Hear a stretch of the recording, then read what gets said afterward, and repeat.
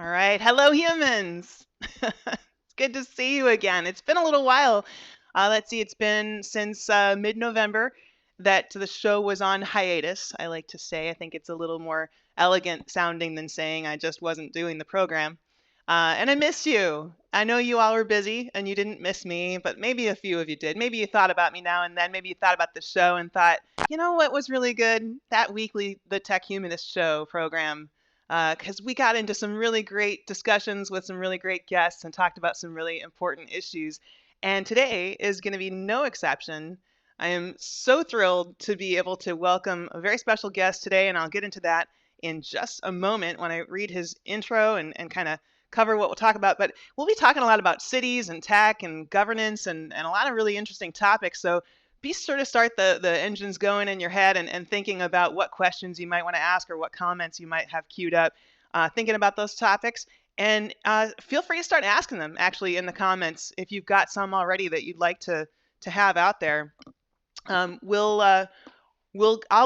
make sure to review them. I'll look for the comments and I'll bring them into the show if I find some that we really want to include in the discussion. But you can chat with other participants and all that. So feel free. This is a live show, and that is the real advantage of having a live program, is being able to have that interaction with the other people who are watching. So we have live across YouTube and Facebook and LinkedIn, and I think Twitter, although it looked like we might be having some problems with Twitter. So sorry if we're missing out on the Twitter folks right now. This, as you may know already, is what I call a multimedia format program, which means that as I'm speaking, it's being broadcast to all those channels I just mentioned, but it's also going to be available as an archive on all those channels. So it'll be as it's recorded, just as this. And then I will also edit it into an audio podcast that gets released next week. And so you can look for that. You can subscribe to that. There's some great episodes from last year, from the run of 18 episodes that we had already done. Some fantastic conversations with the likes of Kathy Hackle and Dr. Safia Noble and David Ryan Polgar and some other really great wonderful people who work in the tech, responsible tech and AI ethics and kind of that assorted space. I hope you'll follow and check those out. There's a lot of really great discussions there. So again, live show, add your comments. Just know that we won't be able to get to all of them in many cases. So we so appreciate you being here, chatting with us, and just participating in general, one way or the other. So now to introduce our guest, which I'm really so excited to do. We're chatting with Art Chang, who is a mayoral candidate for the city of New York. He's the son of Korean immigrants and the father of 2 boys, and he has spent the last 35 years working as a professional problem solver in New York City. He's built a dozen startups in the city, all focused on using technology as a force for good. He built Casebook, the first web-based software platform for child welfare, which is now the system of record in the state of Indiana. So that's cool. He put Queens West, which is the Long Island City waterfront, in the ground with climate change in mind, making it one of only 2 developments in the city to not lose power during Hurricane Sandy. So we'll talk about that, I think. He also co-created New York City Votes with the Campaign Finance Board to improve participation in our local democracy, and has had the privilege to work at some of New York City's most important institutions, such as CUNY, the Brooklyn Public Library, the City Law Department, and Brooklyn Tech, giving him the tools and knowledge to make real solutions for the challenges faced by the people of New York City. So hit www.chang.nyc to learn more. And of course, if you want to be part of the movement to elect Art Chang as mayor of New York City, that is hashtag Team Chang on all the major platforms. So keep getting those questions ready for our outstanding guest. And with that, please help me welcome Art Chang. Art, you are live on the Tech Humanist Show. Thank you so much for being here.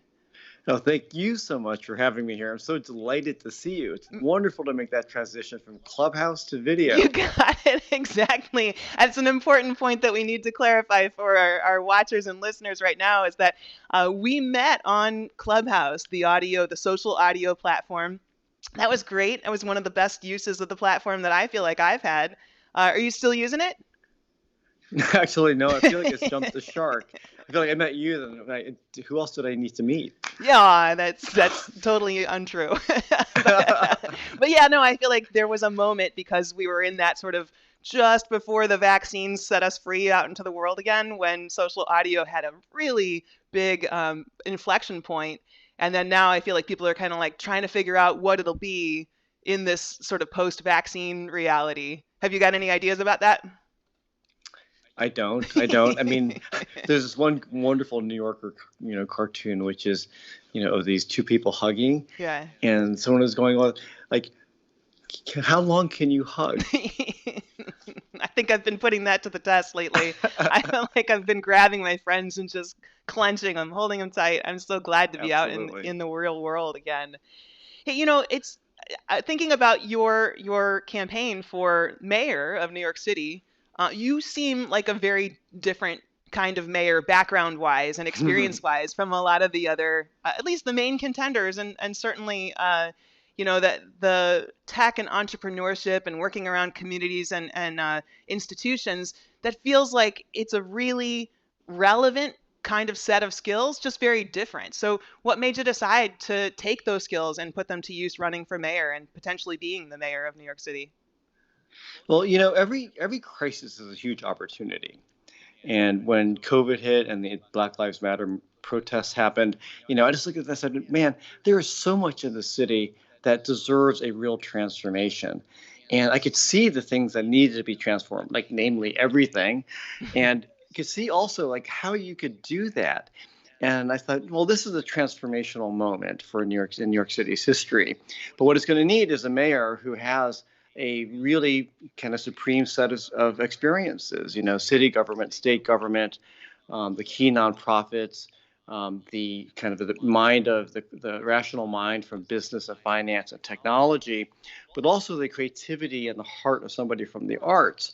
And I looked for a candidate to support, and I couldn't find someone who fit that description. And then I looked in the mirror and I said, well, I have that. And maybe there's somebody in the city who's better than I, but I'm going to throw my hat in the ring. So in November I filed, and in December I announced. And what's that process been like? Just total chaos or what? No, it's been almost the opposite. It's been, I spent 9 years on the campaign finance board, so I know the process, pretty Hmm. well. But I think the first thing was, that saying like if when the tree falls in a forest, does it make a sound? And I felt like I filed to run, and there was absolutely zero reaction. And people said, God, you have no chance. You're not a household name. You've never run for office before. And I'm like, well, I might look like an outsider, but I think of myself as very much of a policy Right. insider, right? Because I've done so much. And, to the extent that, in 2018, I helped form the strategy that helped be part of developing the strategy that led to the throwing out the IDC and getting a truly progressive state legislature for the first time in 25 years. And so I've been in the trenches. I've just been behind the scenes, Yeah. and I've chosen to kind of make things happen instead of be part of the chattering class. I would Chattering say. class. That's such a great expression. What about those the dozen sort of tech for good startups that you mentioned in your bio? What were some of those? I know we talked a little bit in the intro about Casebook and the child welfare system, which I'd love to hear more about. But so some of the other sort of unnamed dozen. What's been the sort of tenor or thrust of many of them? Well, almost all of them are formed around a problem and solving a problem and finding the right instantiation of something to address that issue. And then having a very clear idea of what success Hmm. means and who the stakeholders are and that who would benefit from it, and then working backwards from it. So, like for me, I've always done that without actually thinking about up front what is the profit motive for it. I'm thinking of, well, what's the solution for it, and then what's the highest and best match for the structure of the entity, for the type of organization it is, whether it's nonprofit, for profit, or something else, and then how we measure success and orient toward that success. And what's different about the way that I think is that I've never really been motivated by money. I've never been motivated by sort of the rewards that venture capital typically looks toward. I've been much more motivated by what the benefit end users get. And sometimes in some of the things that I've worked on, they run its course and then the benefit is over, and that's actually okay as well. Yeah, yeah. Um, that makes sense, and I like that framing of knowing exactly what the problem is and how you're going to measure it. So knowing what success looks like. That feels like, I mean, that's a very relevant framework for city government in general, or any kind of policy approach. And I don't feel like that is necessarily what the impression that I get anyway of how policy making or governance is often approached. So, Yes. And I would say like the current mayor is a great example of what happens when you put someone who's been a career politician into an executive role. And I think part of the disconnect in this race is that all the tools that the press have and that we're taught are really focused on legislative races. And the mayor for a city the size of New York and for smaller cities is actually a very different role. It's a chief executive role, right? I mean, the city is actually, if it were a country, it would be in the top 20 in the world in terms of GDP, and its budget is larger than all but 4 states. If we were a private corporation, we'd be in the top 30 of all U.S. corporations by the size of our employee base and our budget. So this is a role that is really managerial, it's problem solving. The design of the city government is super important, and being able to match the kind of the capabilities of the government with the needs of the people of New York is a very different problem than figuring out, well, what law am I going to pass? And then how do I generate my reward from that? Yeah, and I think one of the other things that strikes me about what you're just saying there is the recognition that cities are kind of different animals from other levels of, in a sense, of government, other ways of thinking about a populace, and so cities I think are very special, and there is this way in which data and tech has kind of come around cities in the last 10, 15, 20 years. Like we've thought about how we're going to use data and tech to create better cities, how we're going to make smarter cities, and that whole smart city movement feels like it's been through a lot of generations in the time that in that time span, for example. But there is a sense that of course, so one thing is that smart city discussion has evolved a lot, right? We know that people are talking a lot more about personal privacy than we were talking about in the early part of that smart city discussion. But it feels like there's still a lot of opportunity to have a very integrated use of data and technology in providing for the citizens of the residents and the visitors and all of the other stakeholders in a city. So what are some of your thoughts about that? What are the missed opportunities? What aren't we talking about when it comes to that? Well, let's start with universal broadband. In 1994, you mentioned Queens West and my experience there.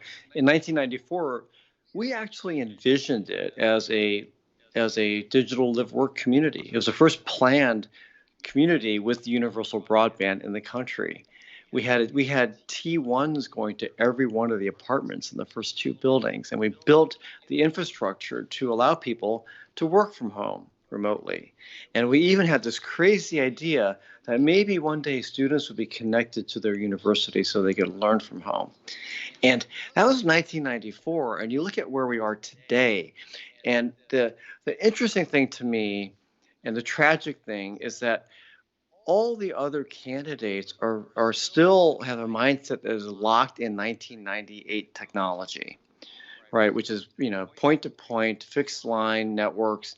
They're not thinking about mesh networks. They don't have the language for three-dimensional networks. Trying to figure out, more creatively how we sort of take the fixed line infrastructure that we have and build upon it is something that nobody is really talking about. So when people say, well, we have to have universal broadband, well, how are they going to do it if they don't understand what it actually means and what the opportunities are and how we leverage all the different players, right, in that whole, business process to make that happen? Yeah, it seems like there's been some conversation about that relative to this mayoral race and some of the other candidates and their exposure to that discussion. But I think what's also interesting is to compare with other cities, like the Sidewalk Labs sort of project in Toronto that met with a lot of resistance from residents and had to be sort of reframed and reapproached. Um, what do you think is going to be the way that we can really tackle um, not just broadband, but I mean some of these things like the Link NYC kiosks, for example, they seem Right. like they are a kind of a great example of a bad example, like, Yes. right? They're a great example of something that was like a really great PowerPoint. Yeah, exactly, exactly. Like someone said, "Oh, look, here's this really cool thing. We provide these things, but like, there's no seating anywhere near them. Hmm. Like, you have to go and stand. There are only two USB ports, I think, in some of them. Like, it's like the use is so limited. And then what are they supposed to connect to? Right? There's no kind of repeater system for them to get more range. So the whole idea was kind of, it's a nice thing to experiment with. We can probably learn a lot from it, but it wasn't thought about holistically, which Right. you have to really do. Going back to Sidewalk Labs and what Google has been trying to do, I'm a huge fan of their willingness to experiment. And I think the Toronto thing, just from an outsider's view, was really trying to bite off too much at once and really trying to take things a little bit too far for people's comfort. It would have been better to take a more iterative approach. But in contrast, look at what Chattanooga has done. Hmm. Right? Chattanooga now has the highest broadband in the country, and that's really fostered, been a huge economic engine for that small city. And you look at what the return has been for them, and we have to do the same thing here because we already are in a place where we don't have sufficient broadband even for the tech startups in our city. And so unless we do this, we're really going to hold back economic development for everybody. Yeah, it's interesting that you bring up Chattanooga because at the time that Chattanooga got started in its partnership with Google, I was living in Nashville, and so it's closer proximity than here. And it was definitely the sense that the acceleration sort of started from that point. And there was already this kind of entrepreneurial community in Chattanooga, just as there was a kind of beginning to flourish entrepreneurial community in Nashville. But with that broadband and with that the partnership with Google into the entrepreneurial community, it feels like that really helped it take off, and it helped a lot of the neighboring cities get their bearings relative to what the priorities were there too. So yeah, I'm bullish on that kind of experimentation. Now, you used two words in your comments so far that are favorites of mine. One was holistic, taking a more holistic approach to how those things are going to be thought out, and also iterative. So Yes. that holistic, iterative approach feels like it could go a long way for this city. So I'm glad you're out there championing that. I wanted to pivot a little bit and just get into a little bit of fun area here, which is about just technology in this kind of general sense of how it affects our lives. There's this, everybody knows, I think, the Arthur C. Clarke quote about any sufficiently advanced technology is indistinguishable from magic. Such a great observation, his third law. But I always tell this story about, there being two times in my life when I had that experience of encountering technology and getting the little tingles on the back of my neck and that excited feeling. And one was when I saw the graphical web for the first time, and not just the sort of text-based links browser, but seeing Mosaic and seeing the embedded graphics and formatted fonts and things like that. And my mind just went like, this is going to change everything. And of course it did. And then the second time was when I saw augmented reality for the first time, and I got that same tingles, whatever, like, this is going to change everything. And of course, it really hasn't yet. But I think that, first of all, I think that it really, really could. But I just want to ask you, just for the sake of having that connection with, like, what technology has meant to you, is there a moment, or have there been multiple moments in your life when you also have just kind of realized all at once the power and potential of a particular kind of technology and how it could change the world? Oh, well, I've had many, many moments. Because I'm old enough to have lived through several generations of technology development. Yeah. So, just to place myself in an era. I mean, I graduated from college in 1985 without having had a computer. I actually typed my senior thesis on a typewriter, and I went to work in a startup that I was forced to use DBase as a database. And so I was fascinated by that. And then we started to experiment with relational databases. And that was like at the very advent of that time. So that was like 1987, 88. And then in 1990, when I went to work at the city's law department, they were on an AS300 system, right, which was a terminal mainframe system. And I was like, my mind just went And so I convinced my boss to buy a number of PCs. And I actually, with my own hands, I put together a mini LAN with the first relational database in the city's law department in 1990. And that was phenomenal because the transformation that we had in terms of responsiveness and ease of use and being able to address user needs in these data queries was absolutely tremendous. And then fast forward, oh my God, HyperCard. Yeah. I saw HyperCard and I thought about, oh my God, visual databases. I went, wow, this is insane. And then the iPod, the first iPod, I went, oh my God, Steve Jobs is going to make a phone. Oh, you saw that connection right away from the iPod to the iPhone? Because you saw what he did. He created iTunes first to see if people would actually rip their CDs, and they did. And then they self-organized them, and they had all this way of doing this. And then you had the iPod, and it just exploded. And I went, oh my God, they're going to put a screen on this, and then it's going to become a mini computer, and then it's going to become a phone. And I just went, oh my God, this is going to change everything that we know. And then in 2000, and then just kind of backtrack a little bit, in 2003, I had my first interaction with open source software. And there was a project I wanted to build. I was running a incubator, and I had $50,000 in budget. And I said, like, what can I start for $50,000? Nothing. And then, I was introduced to a developer who was working with very, very early MySQL, a beta version of MySQL, and a beta version of PHP. And we built a website for $20,000 with a database and a whole back end with a visual front end.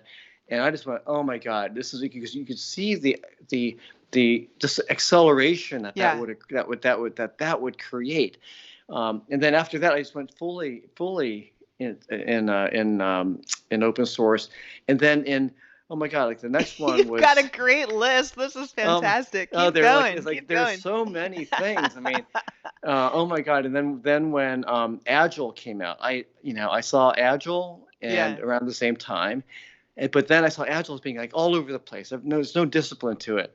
And then I met Rob Mee and Pivotal Labs in 2007, and they introduced me to XP. I was like, oh my God. And so I became an XP adherent. I'm like, this changes everything. I went between open source, the cheapness of open source, and the reliability and the error reduction of XP. We can build enterprise scale things on a relative dime. And come back to iterative and holistic there at that point. Yeah. Exactly. And then, between the user-centered design, product-centered design, and looking at how we take that whole mindset and apply that to even legacy technologies was astonishing. And then finally, I had the privilege of, with Pivotal, help Pivotal grow. I incubated them here in New York. I persuaded a Silicon Valley company to move to New York and became the engine of their growth.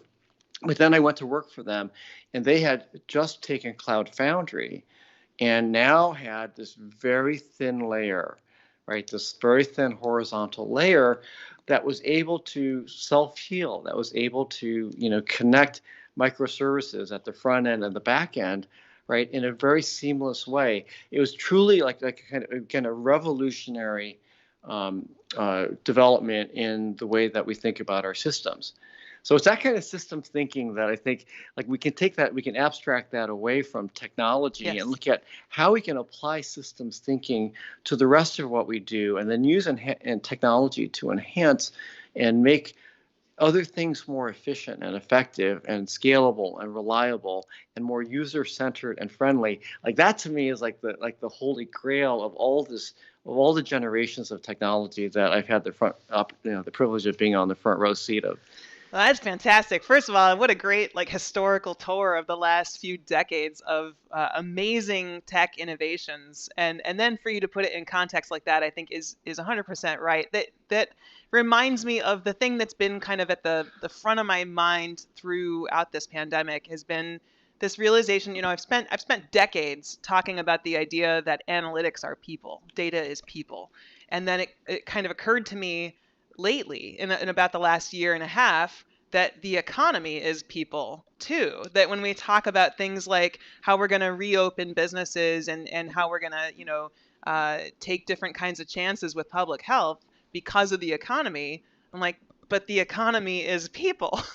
So we have That's to right. think in that very holistic way there too. And that, as you say, the very systems thinking kind of way about, it's got to be about people and their ability to contribute and be a functioning part of the economy in a maker and value contributive sense, but also in a healthy sense, also in a protected sense, and that part seems super super important. So I think that only comes from that systems perspective, and you can, I think, abstract that out to so many other layers. So I'm Yeah. excited to hear you say that. Thanks. And you raised such one critical point, which I think is so important, is that one of the things that I think the growth of conservative thinking has really done over the past 60 years is that it has convinced us that everything is based upon dollars and cents. Mm-hmm. And it's actually based on people and our human interactions. And the dollar and cents are just one of the different aspects in which they make sense. Mm-hmm. And so people often, like, we talk about the arts in the first place, even I do this, like we talk about how important the arts are to the U.S. city economy, $100 billion of value add. But actually, that all starts with artists, mm-hmm. right? And the arts workers and this sort of human desire to create things, and invent things and express oneself that then that's really where the value is, and the fact that it's related to dollars and cents is a secondary benefit from that.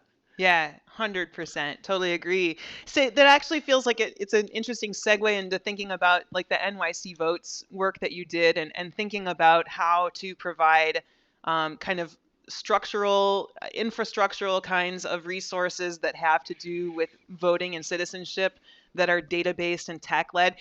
Talk us through a little bit about, how that came to be and what that initiative really was and what that has taught you. Yeah, absolutely. Thank you. So I think it gives us an opportunity to talk about two intersectional things. One is that the Campaign Finance Board was created to try to minimize the power of big money and dark money in New York City politics.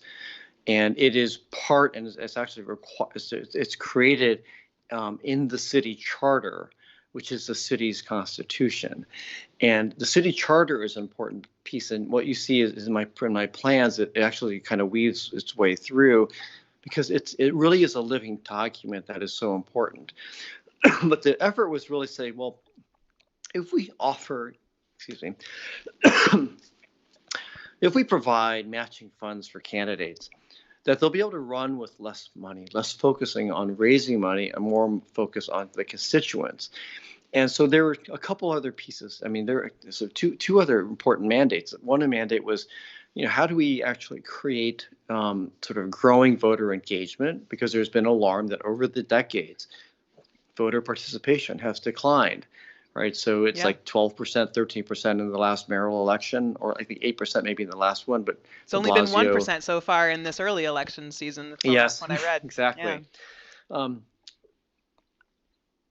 Yeah. Take that water. I was going to say, like, this is that moment where I feel like I should say, can I get you a water? But obviously that is not something that we're technologically set up to be able to do yet. Yeah, but you did that magic mind trick of actually just telling me. The other thing was that the candidates for office it's supposed to be easier for candidates to run, but it's government, and where government is giving people the voters' money or taxpayers' money, and so there's this higher level of scrutiny. And so the regulatory burden is very heavy, and it was getting increasingly heavy. So when I joined the Campaign Finance Board in 2009, and I was the first and only Asian appointed to the board, we didn't have an online voter guide. Right? So you want to talk about increasing voter engagement? Well, 2009 and no online voter guide, that's ridiculous. The second thing was that the bureaucracy was so cumbersome that it was actually creating a bad name for campaign finance, that campaign finance was being equated with the city's campaign finance system, its overbearing regulations, and it was really causing damage to the entire reputation of the idea itself. So I said, we can't allow this to happen. And, we have a fantastic team at the Campaign Finance Board. And, Amy Lopez said, of course we can't have this happen, but we don't have the know-how and we don't have the resources to do this. So I said, well, you know what? If you're willing to go down the journey with me, we're going to solve these problems. And so I pulled together a private sector group who was willing to contribute our work for free. My firm, which is then Tipping Point Partners, an interaction design firm called Method, and Pivotal Labs.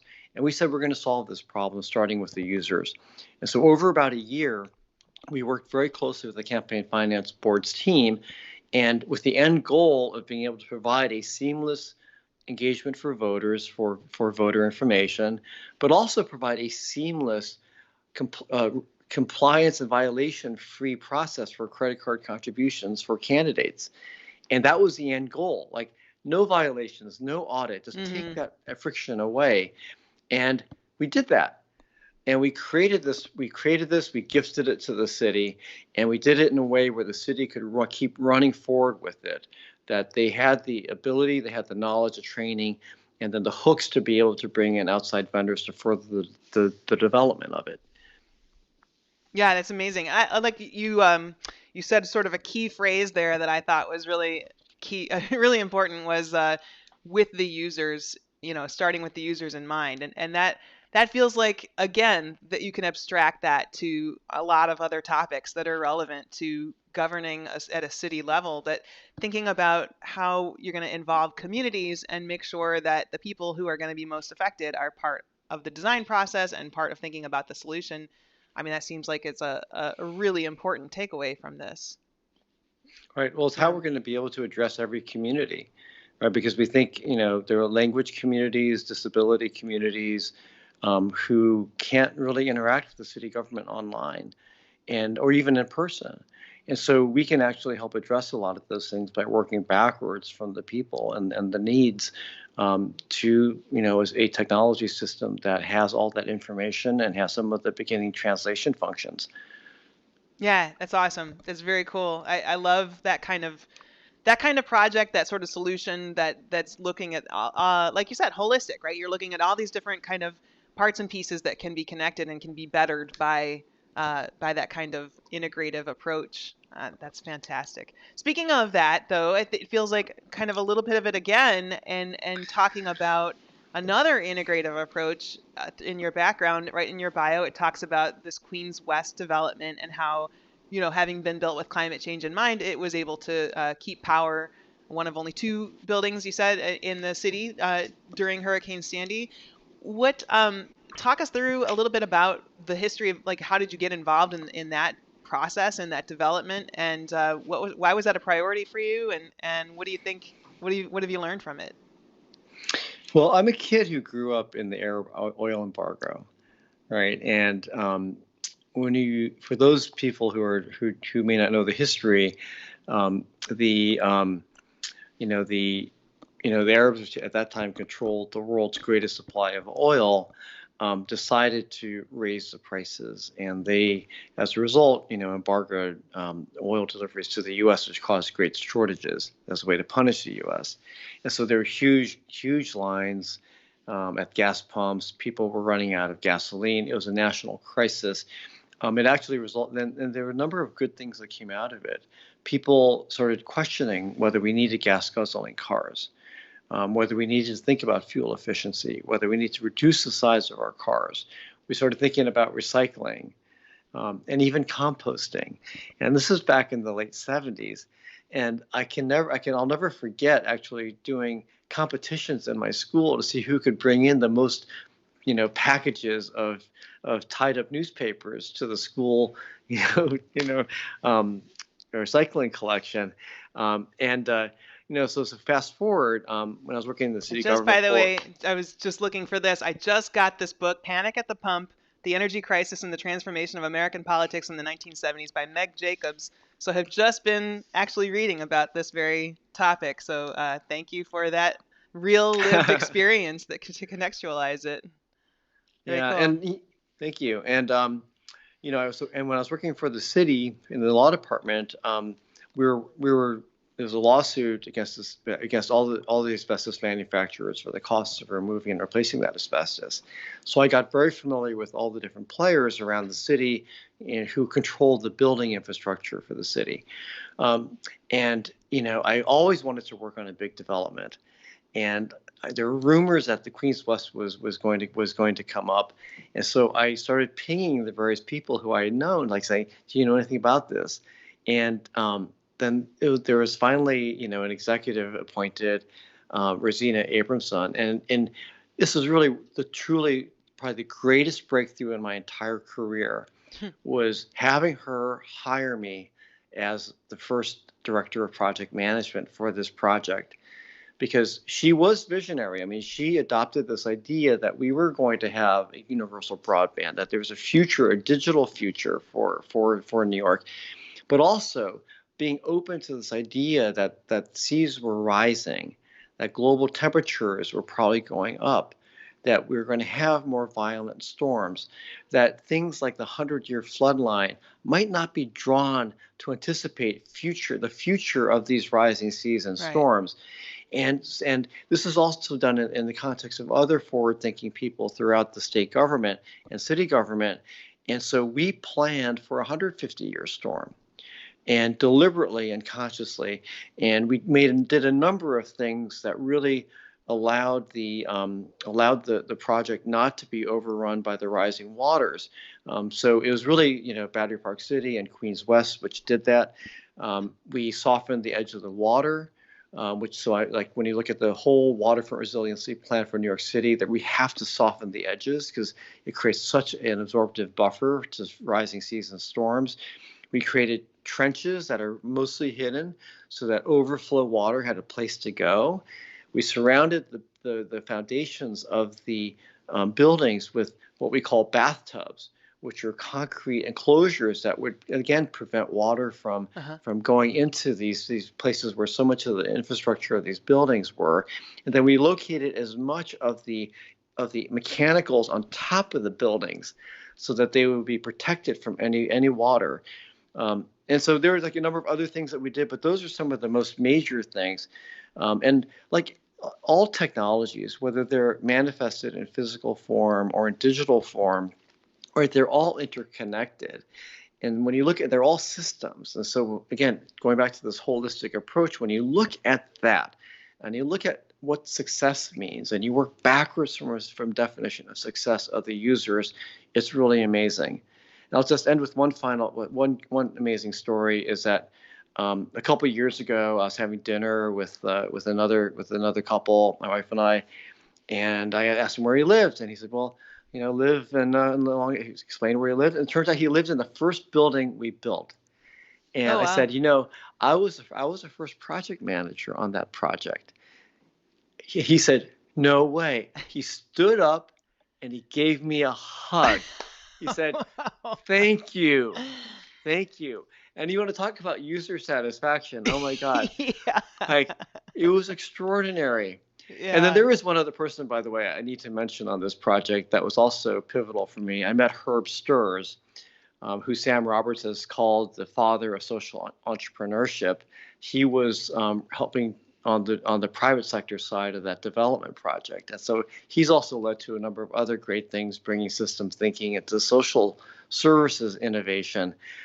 So it was really an amazing experience for me, and I'm forever grateful to Rosina for hiring me. Yeah, I mean, that's a fantastic story, and I love the capstone of getting the hug as the measure of user satisfaction. You're right. No better way to know that you had an impact than that. And you also, I think you made a statement that's going to be your pull quote from this interview, which is, about how all technology, whether it's physical or digital, is systems, right? It's systems in nature, and that of course really speaks to me, as one of my previous books is Pixels in Place, and so much about that interconnected digital and physical experience, and that it's connected through the human experience. Like that physical and digital technology is connected through what we experience in the world. And I think that is such an overlooked point so often, and I'm so glad to hear you mention that in the context specifically of thinking about the built environment, and about a built environment that specifically was built with this kind of resiliency in mind. That's a fantastic kind of learning that's integrative and holistic and systemic in nature. Which another pivot point for you, though, you mentioned Herb Stirs was the name, and the social services, and that seems like it's a really great opportunity to bring up Casebook and the work that you did with that. So how did that come to be? How did you kind of come up with the idea, or get to work on that project? Well, Casebook, I think give me a sec. And go for that water. I'm going to go for my matcha here in my fancy Tech Humanist mug. Love the mug. So, we all know that there's no innovation that is created in isolation, right? It's created in a kind of in a milieu, in a context of other people having similar ideas, and in some ways that competition kind of pushing people toward trying to actually be the first to make it happen. And I grew up in a domestic violence household. I'm very intimately involved with that. Herb recommended me for the board of what was called Victim Services, which she helped start, which is now called Safe Horizon. And I was on that board for 8 years, which was the largest, still is the largest nonprofit focused on domestic violence and child welfare and child abuse. And then, so I came to this with a fair amount of knowledge, and then plus my tech knowledge. And one day, I was introduced to the Vice President for Innovation for the Anna E. Casey Foundation, Kathleen Feely, another remarkable person. And Kathleen had been on a tour of all of these, established tech players, trying to pitch this idea she had. She said, I've been looking at the social interaction model in Facebook, and I was wondering, how could we use that for the benefit of child welfare caseworkers and the children that they're seeking to serve? And, because that when you're in Facebook, everybody has a permission to see certain things. People have permissions to comment, that you see things in real time. You get notifications for your comments and other things. And so she went through this, and I was sitting there just beaming. And after she was done, I said, I've had the same idea.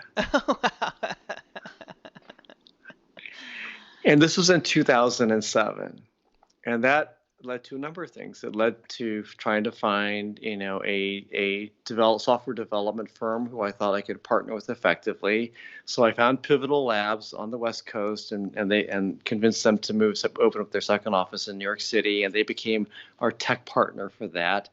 We came up with a strategy that went from, a visual prototype, a working prototype that we built in Ruby on Rails, and then we turned it into, a V1 that actually Community Solutions used to solve homelessness in Brownsville, and the Casey Foundation's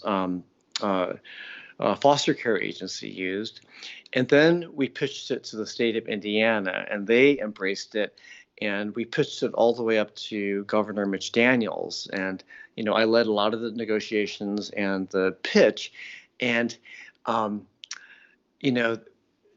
Daniel said, oh, we have to have this, that this is a truly important thing. And because of him, we were able to get exemptions to the state's rules about using web-based software, about using things that were built on open source, to think about a different financing model and a payment model for this. And And then we went out and we built it. We built a system for $40 million with about 40 people that we took to production in 18 months. The previous system in Indiana cost over $150 million, right? It took 5 years to build and they weren't done. And it took a caseworker 6 months to learn the system. Takes a caseworker 20 minutes to learn our system. And it's integrated with all the different state agencies, automates, federal and state reporting. There's a data warehouse for real-time analytics. And again, we built it, we launched it on time, on budget, without a minute of downtime after that. And that's what we can do in our city, in our government, with the right process and the right people in place to ensure that we get these outcomes.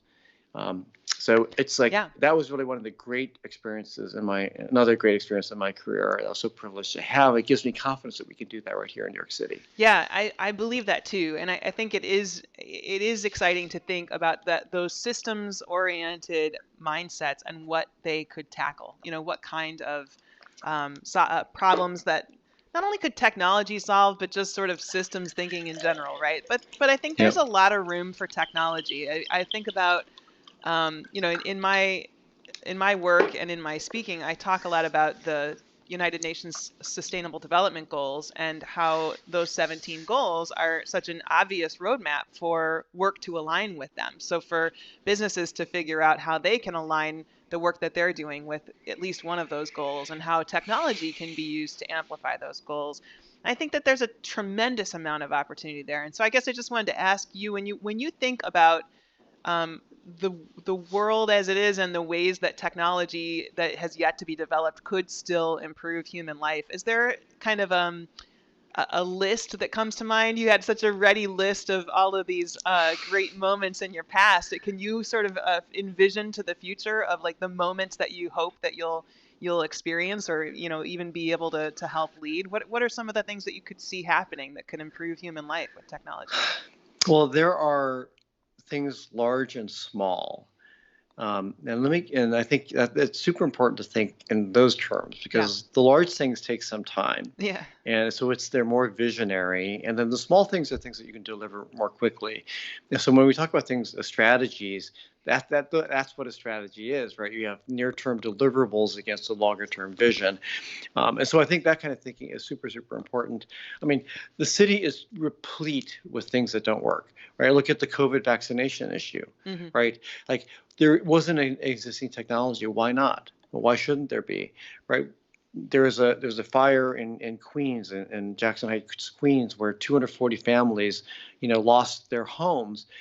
And most of the families don't have any identification, so they can't even be placed in shelters.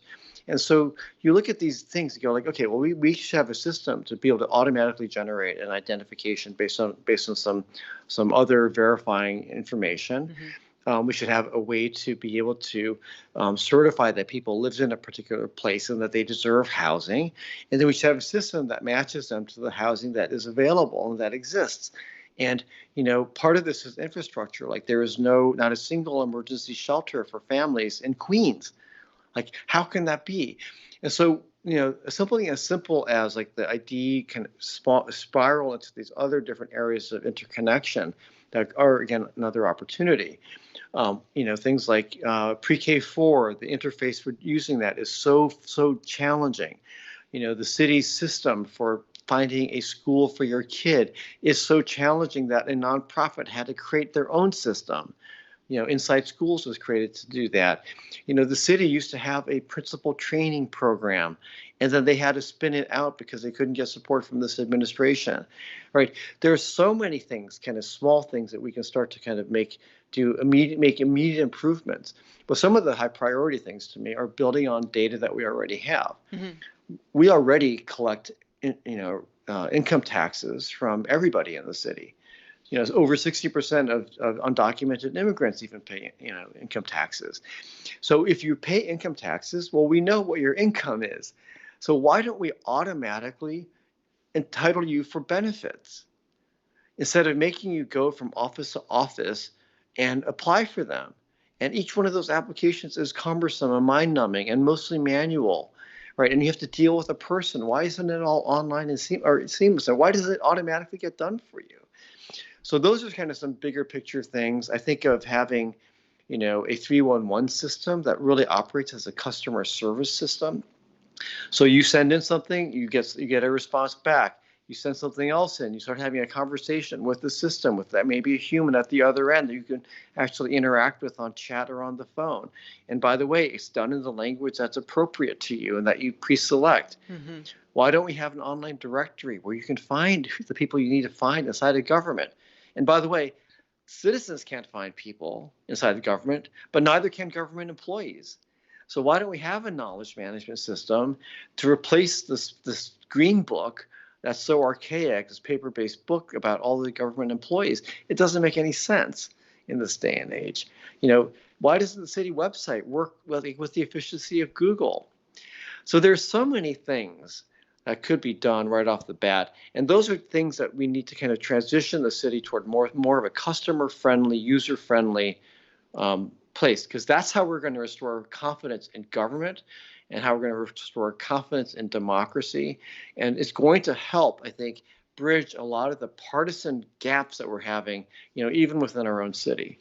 I love that. And it also it sounds like job creating to me. It sounds like those are kinds of things, the conversation that I have a lot with companies in this day and age is around the future of work and the future of human jobs and the rise of intelligent automation. And one of the ideas you just suggested around the 311 customer service orientation and kind of thinking around chat, there's obviously an advantage to being able to kind of insert some conversational AI into that process to be efficient at scale.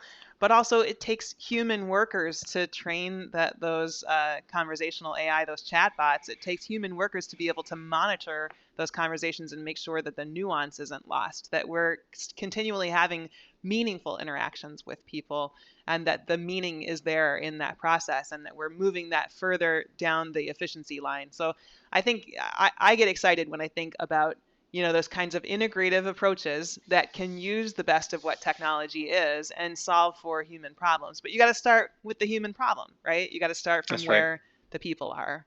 And yes. I like that you're doing that. And then on the notion of efficiency, like I've just said very plainly that efficiency leads, in my experience, efficiency leads to progressive outcomes. That is, outcomes that really remedy structural inequities and aim towards restorative justice.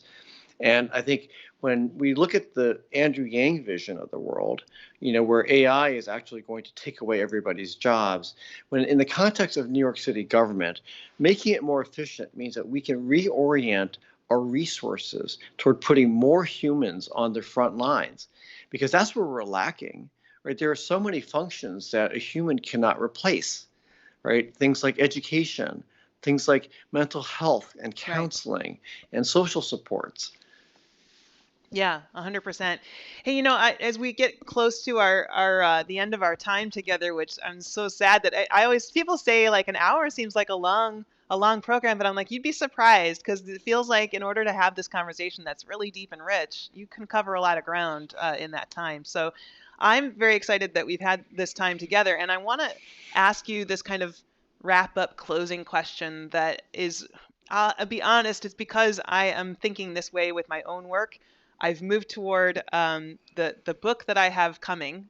This is a little secret aside to all of our watchers and listeners as well. The book I have coming out in September is called A Future So Bright. And it is about this notion of strategic optimism, the idea that we can tackle any problem that we have in front of us with an optimistic mindset, as long as we're also strategic about how we deploy that optimism. And I get that sense from you, Art Chang, that you probably live with this very strategic optimism about the way that you go about problem solving and seeing the world. And so I want to ask you, what gives you hope for humanity? What do you look at and take hope from, and what gives you the best sense of optimism balanced with strategy when you think about the future? Everything gives me hope and optimism, but coupled with fear. And I'll talk about fear in a second because it's so important to talk about that. I love people who are on the front lines of the work, whether it's a bus supervisor or a carpenter, um, because they actually have so much knowledge. And if they've been doing it for a while, they really care a lot. And they love that question that I love asking them, which is, if you could change one thing about your work, what would that be? And inevitably, it relates to something that technology can help with, whether it's a supply problem or whether it's a scheduling problem. So that's one thing. The other thing, which is probably more important, is really the younger generations. Millennials and Gen Z fill me with boundless hope for the future because they care so much. They recognize that the world that they're being given is not ideal and that they're going to have to fix it. And so many of the things that have to get fixed, especially climate, are not going to get solved in the next 2, 4, 8, 10 years, right? They're going to have to spend their whole lives working on it. But they see the existentialist, counter, result if they do nothing, right? Which is that seas are rising by 10 feet. So what do we do about that? The temperatures are increasing. What are we going to do about that? We're going to have climate refugees in our own country, but also climate refugees from around the world who are going to be seeking, a place to come here in this country. And so, the negative side and the dark side for me is if we do nothing, what I fear is that we are going to, we're going to have, I'm an optimistic person, we're going to have an economic recovery. But if we don't lift all boats, if we don't address the inequities that we have, and then it's going to be a very brutal recovery. And we're going to leave the world a much worse place and much more difficult to recover from for these younger generations. And I feel like it's our duty, it's my duty to solve this problem and to put the city on its best foot, to make it the best place for the next mayor to go and build upon and leave that legacy for the next generation. So I guess that's it in a nutshell. And so there is this kind of yin and yang between the optimism and the fear of bad outcomes. Yeah, and that's fair. I mean, it part of the strategic optimism model, as I put it forth, is you start with acknowledging the full reality of the situation, and you have to. And I feel like you want to leave nothing unacknowledged. You don't want to ignore the real risks and real world harms that can come to people, especially those who are already marginalized, as you're beginning to think about solutions. But at the same time, we want to make sure we embrace those good solutions. We want to make sure that we're leaning heavily in the direction of the problems we can solve. And I feel very confident in saying that that is a mindset that you seem to share. It's like you're all about the solutions to these problems. And it's really charming and endearing. And I'm so glad that we've been able to move this conversation off of Clubhouse and onto this live streaming platform, this quasi face-to-face. Although now we could actually get together and have a cup of coffee in person, which I'm very much looking forward to doing once we've gotten through this election cycle, I suppose. Absolutely. Well, hopefully it'll be a glass of bubbly. Yeah, I hope so too. So I already said it in the intro, but how can people find you and follow your work and your campaign online? Go to www.chang.nyc. At least until primary day, I have Zoom open office hours where anybody can visit me. I've had people from 8 to 80 show up and ask me questions. And then all of our DMs are open on all of our platforms, and that will continue after the election. So I'm looking forward to having as many people connect with me as possible. And vote, please vote. June 22nd is the primary, and rank me number one. Or rank number Art two. Chang number one. Hey, it's so June 22nd for any New Yorkers out there. Don't forget, June 22nd is election day. But we also have early voting until the 20th, I believe, right? And then so the 21st is kind of a dead day in between. So there's no voting on that day. But and I'm working at a poll site. This will be my very first time as a poll worker. I signed up for the November election, and I guess they just had enough people who were scared for our democracy and had signed up, didn't need me. But I get to do my very first stint as a poll worker in this election. So I'm excited about that. I'm excited for you, Art, to continue through this campaign process, and I'm excited for us to raise a glass after this is all said and done. So thank you so much for joining me here today. Thank you to everyone who's tuned in. And I'm going to sign off right here. Thank you again, Art, for being here. Great. Thank you. Good luck. Thank you.